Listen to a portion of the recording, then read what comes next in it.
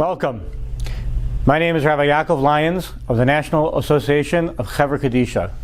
Congratulations to you for deciding to do the responsible thing and to execute advanced medical directives, also known as the Halachic living will. A brief introduction to what we're going to do today. The idea is I am not a lawyer.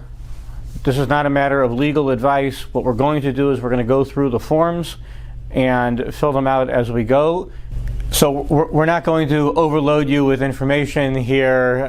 The idea is this is pretty straightforward, although as a matter of background, there's an idea of patient autonomy. And patient autonomy is a legal doctrine that basically says that you, me, anyone, any individual as the patient, they are the moral authority of what's right and wrong for them. So the patient can refuse to do a certain treatment or medicine. The patient can accept and agree to do it. It's the patient's decision. The issue, of course, becomes, what if the patient is incapable of speaking for themselves? Now, this is not necessarily an end-of-life issue. This could be a matter of a procedure that involves sedation where something unexpected happens and they need a decision to be made. This could be a situation of, God forbid, a car accident. It could be any number of situations. So really, this is an issue that everyone over 18 should take very seriously. So the idea, very simply, of the advanced medical directives, the halachic living will, is that you are appointing an agent. That agent has the authority of the patient. They have the authority of you. So what they say, that decision has the legal bearing. What you're also doing is making your wishes known that you want halacha to be followed, and you are having your doctors and the agent consult with a halachic authority. That is very simply what is going on. The rest of it is detail that we will now go through. One other brief point of introduction: the way that we used to do these programs is that we would have the Rav of the shul, let's say, and a lawyer and a doctor, and everybody would talk about how important this is and what would happen if you wouldn't do this, and inspiration and whatnot. And everybody was very, very motivated to execute the advanced medical directives, and you can take a form in the back, and people would take a form in the back, and they would take them home, and with all the motivation, they would do nothing.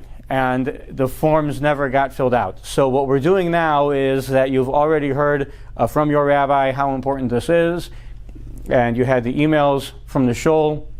You might even be familiar with the forms at this point. So our plan for today is as follows. We're going to go through the forms. We can fill them out as we go. I'm not going to read the entire form word for word, but I am going to summarize. You have it in front of you. You can feel free to read it. By all means, do not sign anything that you're not comfortable with. We are also going to talk about the MS card. The MS card is a Cliff Notes version of the advanced medical directives, but we'll get to that in due course. And then we are going to break up into groups in order to be witnesses for each other. I am not here to give any legal advice. I'm not a lawyer. I'm a layman.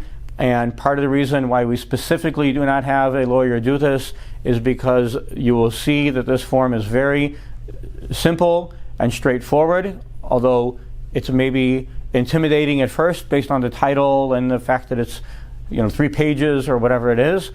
But as we go through it, I think you'll see that there will be a certain level of comfort with the simplicity of the form, and with that we will get started.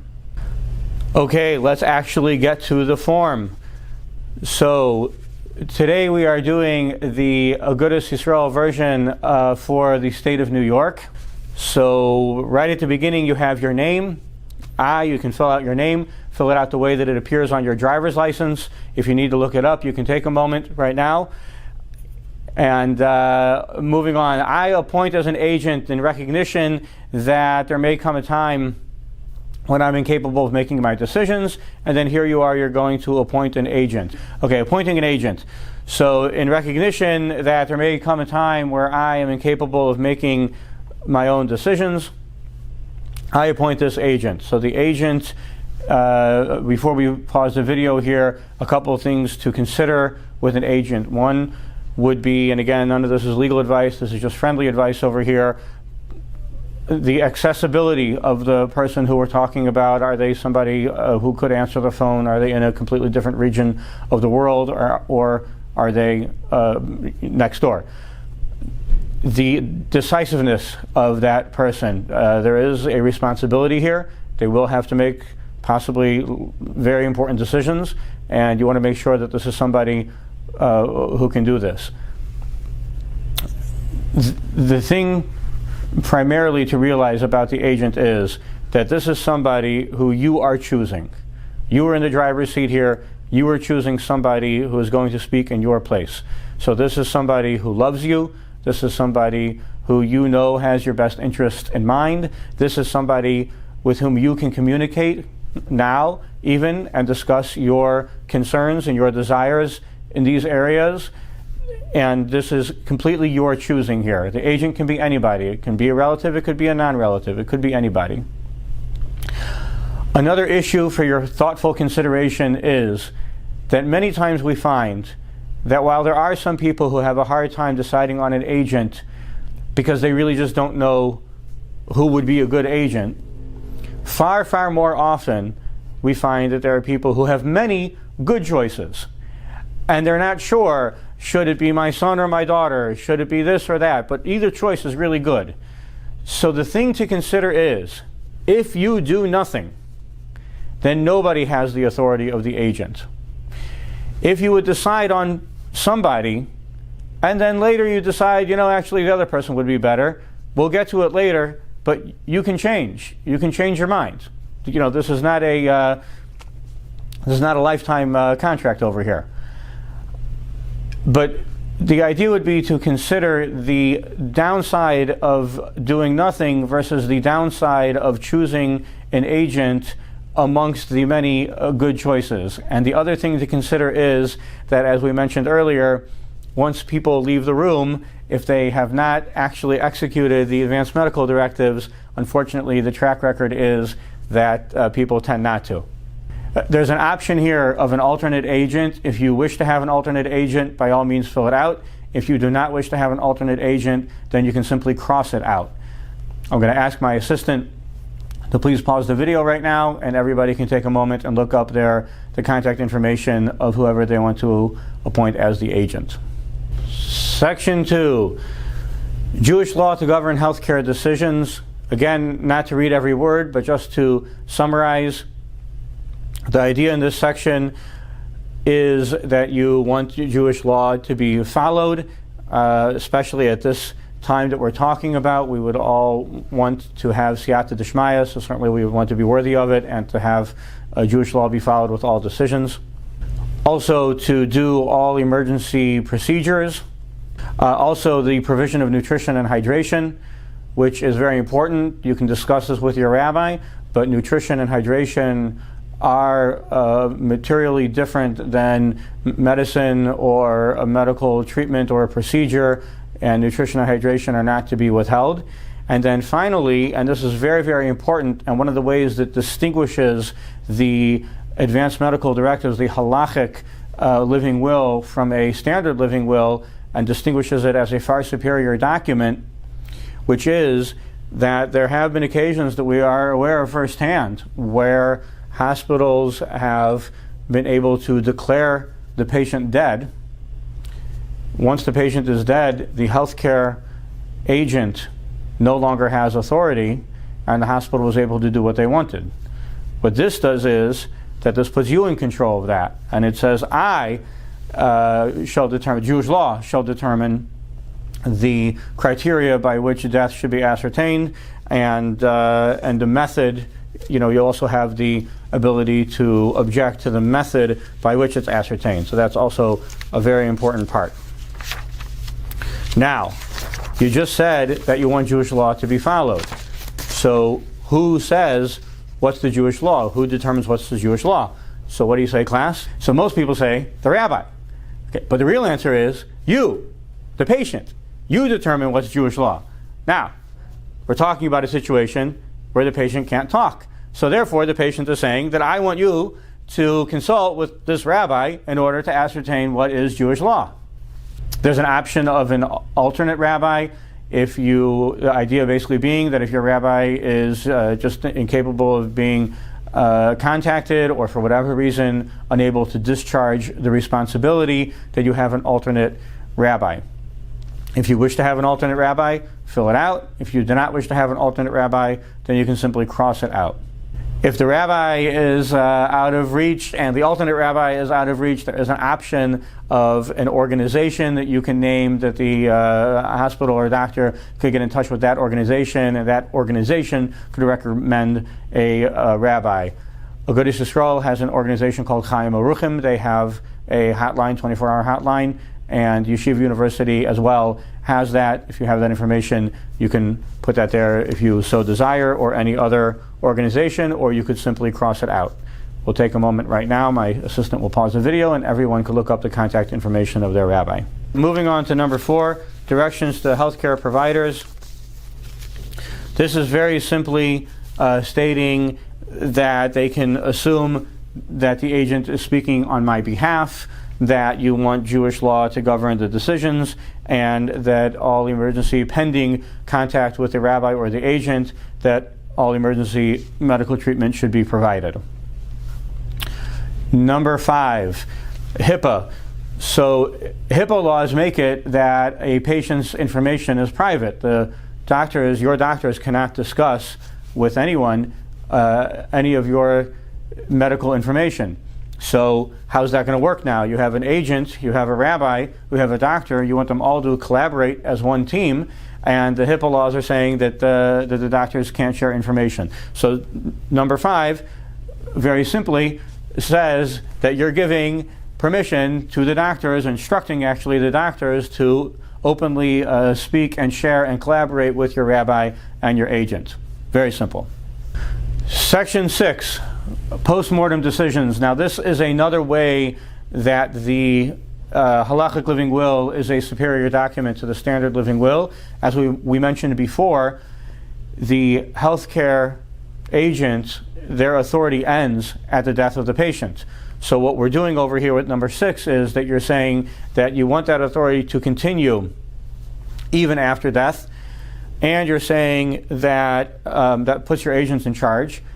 You're saying you want Jewish law to be followed even after death, and a couple of examples as far as expeditious burial, an objection to an autopsy in general, and then also there's a paragraph about objection to organ donation. Now, organ donation is a fascinating topic in halacha, and I would encourage you to discuss it with your rabbi.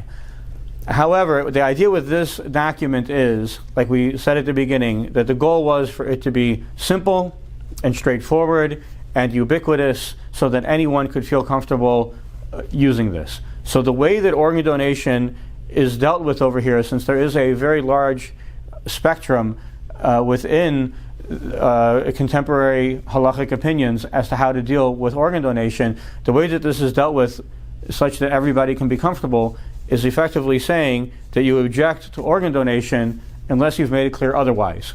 So this document is very simple. If you've made it clear otherwise, then you're all set. If you haven't made it clear otherwise, because you don't want to participate in organ donation, then you just objected. And this way, that complex issue is sort of removed from this document. Now, whatever your decision is with that, your agent should be aware of it, and if you have it documented, your agent should also get those documents and be able to follow them. Number 7 appears to be lawyers making fun of lawyers. It's basically saying that if somehow, some way, some lawyer is going to say that this doesn't work because of whatever legal mumbo jumbo, the reality is that I am expressing the incontrovertible evidence of my wishes. It's very clear what I want, and the expectation is that I, the patient, am going to have my wishes followed. That's number 7. Number 8, duration and revocation is important to note. The latest document you have is the binding one. If you have done this in the past and you are doing this today today's document is going to reign supreme.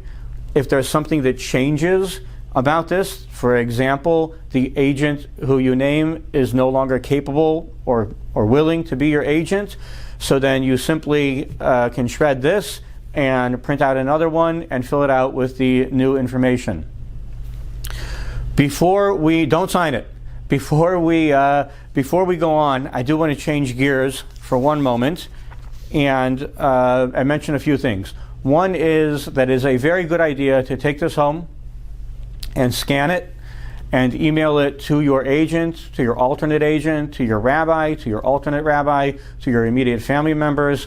Any doctors who you see regularly should absolutely know what your wishes are, and they should know who your agent is and how to contact your agent.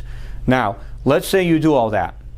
So the question everybody asks is, okay, but what if first responders are on the scene? How are they going to know that I emailed my doctor, right? And who knows? So we make it easy. What we do at the National Association of Chevra Kadisha is we've developed the MS card. And the MS card attaches to your driver's license with this piece of plastic, and it says, see emergency instructions on the back. And then on the back, you have the MS card. The MS card is right in front of you. It is effectively the Cliff Notes version of the Advanced Medical Directives. And you have the same agent who you mention in the Advanced Medical Directives. That's who you should mention over here. As far as the checkboxes at the top, the one that we're doing today is the Agudas Israel of America Halachic Medical Directive. And you can fill out that information. And again, don't sign it until you're in front of the witnesses. Two things about the MS card. One is just a quick story. I was at a fundraiser, and I'm sitting next to this lady who's a travel agent. So she asked me what I did. Somehow we got talking about the MS cards. So she wanted a whole stack of MS cards for her clients, even though almost none of them are Jewish, because this is brilliant. I mean, attached to the driver's license, you have the emergency contact information. So I told her, well, what about the part about following the rabbi and all that? Yeah, okay, they'll follow the rabbi. But the point is that it's a very, very good thing to have with you.